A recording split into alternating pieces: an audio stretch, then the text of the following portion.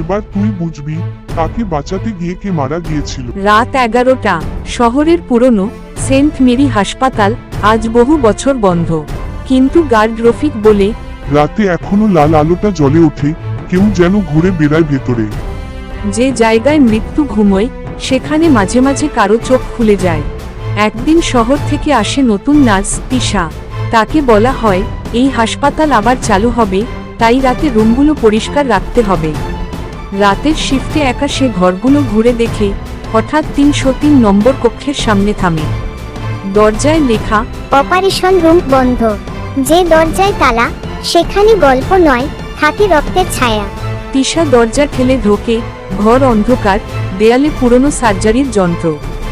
হঠাৎ আয়নায় নিজের প্রতিবিম্ব দেখে চমকে ওঠে।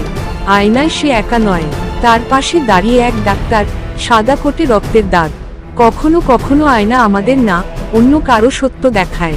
ভয় পেয়ে তিশা বাইরে ছুটে আসে। হাসপাতালের পুরনো রেজিস্টারে নাম খুঁজে দেখে 303 নম্বর রুমে ডাক্তার রহমান ও তার সহকারী তিশা, দুজনেই 10 বছর আগে মারা গেছেন অপারেশনের সময়ে। কিছু আত্মা সময়ের ঘড়ি পেরিয়ে যায় না, তারা থেকে যায় নিজেদের ভুল ঠিক করতে। পুরনো রেজিস্টার ক্লোজ আপ, রক্তের দাগে নাম লেখা, ডাক্তার রহমান তিশা। হঠাৎ হাসপাতালের লাইট জ্বলে ওঠে। অপারেশন টেবিলে মৃতদেহ নেই, সেখানে শুয়ে আছে বর্তমান তিশা নিজেই।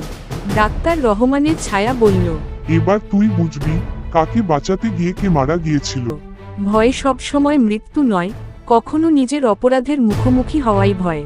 পরের দিন সকালে পুলিশ আসে, দেখে 303 রুমে কেউ নেই, শুধু একটা নোট। ভুল অপারেশনে মারা যাওয়া শিশু আজ শান্তি পেয়েছে। ভয়ে যখন শেষ হয়, সত্য তখন জন্ম নেয়। ভুল যত ছোটই হোক, তার ছায়া একদিন ফিরে আসে। নৈতিক শিক্ষা, সত্য লুকানো যায়, কিন্তু অপরাধের আত্মা কখনো ঘুমায় না। গল্পটা যদি ভালো লাগে তাহলে অবশ্যই চ্যানেলটা সাবস্ক্রাইব করবে, লাইক, কমেন্ট এবং শেয়ার করতে ভুলবেন না প্লিজ।